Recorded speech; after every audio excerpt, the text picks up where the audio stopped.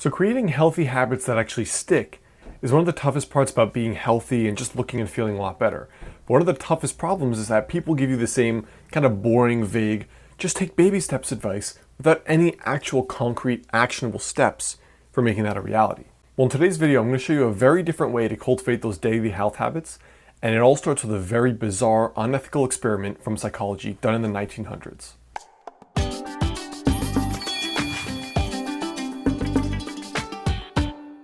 What's up everyone, it is Alex Hine here over at modernhealthmonk.com. So in this study done in the 1920s, psychological researchers obviously, wanted to actually create a phobia in a child. So they wanted to create an irrational fear, which is really messed up. They probably would not have been able to do that now, but whatever the case, that is the study. So the researcher here took the boy, little Albert, who was about 9 months old at the time, and gave him a bunch of different emotional tests to ensure he didn't have any issues already, because apparently he may have come out of the womb with issues. So he first was exposed to a white rabbit, a rat, a dog, a monkey, burning objects and other items and animals. And during this examination period, he didn't have any abnormal reactions. So he didn't react to them in a fearful way. He was neutral. Next, he was placed on a table with a white lab rat, and he was allowed to play with it. Now again, the kid wasn't afraid and had no problem playing with it. Now here's where it starts to get really messed up. In the experiment, the researchers would put the rat next to little Albert, and then the researcher would come up behind the baby with a steel pipe and hit it with a hammer, so it created this horrible loud noise behind his head and make him start crying. Now over time, the researchers did this multiple times. They would put the rat there, the white rat, go behind little Albert, strike the steel pipe with a loud noise that scared the baby and made him cry. But then a really interesting thing happened.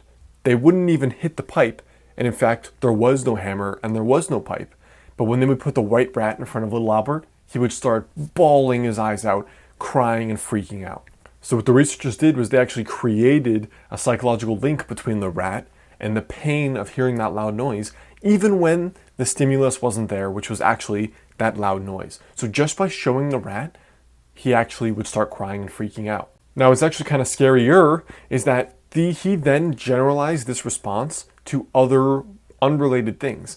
He was showing a dog, a sealskin, and even a researcher wore a white Santa Claus mask. The baby started freaking out and losing it. Now this study kind of shows us how we sometimes condition ourselves to respond a certain way to things. And let me show you exactly what this means for you.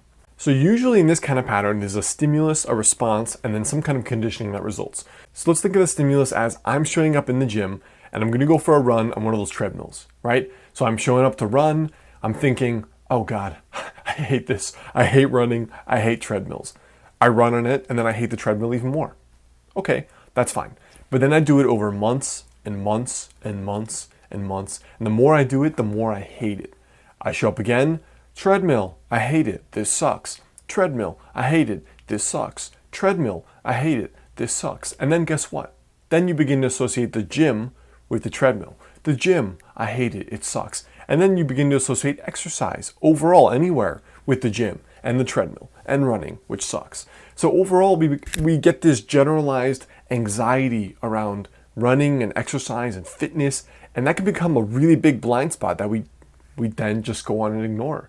Even though we know it's important, it becomes a very strong emotional fear and an emotional pain point. So this becomes a pretty substantial problem when we need to walk, or we need to eat healthy, or we need to lift weights to get healthier. But if we've built up negative associations, how do we actually do that? Well, there are actually two strategies I recommend here that I work with clients on. The first is don't do crap you hate. Sounds easier than it really is, okay? Don't do crap you hate. Well, what if everything about health and fitness makes me want to die? Well, then you're a basket case. No, I'm just kidding. I don't really know. But if you're doing stuff you hate to get healthy, guess what? One day you're just going to sabotage yourself because you hate doing the daily things you have to do to get healthy. So remove those things, and if it's running, don't run. If it's going to a mega globo gym with a bunch of meathead douchebags, don't go there. Go somewhere else that feels good to you. Do yoga, exercise, walk, do whatever it is. Go walk with dogs if that makes you feel better, like it has a purpose to a point to it. Stop doing things you hate, because the more you do that, the more you're going to associate that activity with pain and hatred and a waste of your time. You see what I'm saying? Now the second thing here is to slice and dice. Just go smaller.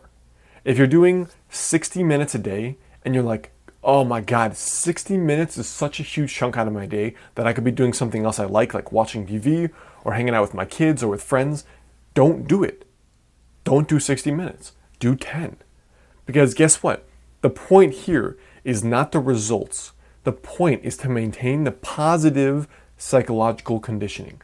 So the point is that we want to have just a positive frame of mind, right? If you're doing it 10 minutes a day and you leave the exercise feeling, that was easy, I feel good, maybe I can do this, you're going to keep doing it, right? But if you think about the 60 minutes where every day that's a big mountain you have to conquer and it's a big chunk out of your day, that can grow to become quite a big monster, quite a big snowball. So slice and dice means just go smaller, because the point is you're going to win day to day and you're going to have more positive association mentally with exercise or with healthy eating or with meditating or with whatever it is. So that's what I'm trying to say here. Don't do stuff you hate and slice and dice to just go smaller.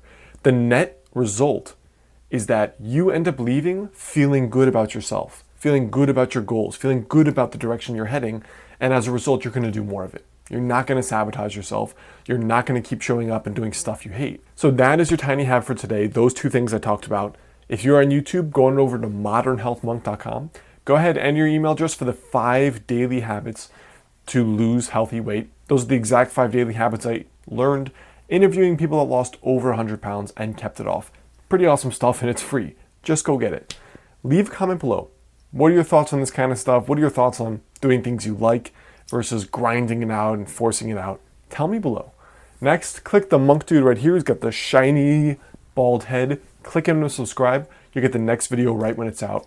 Take care, and I'll see you next time.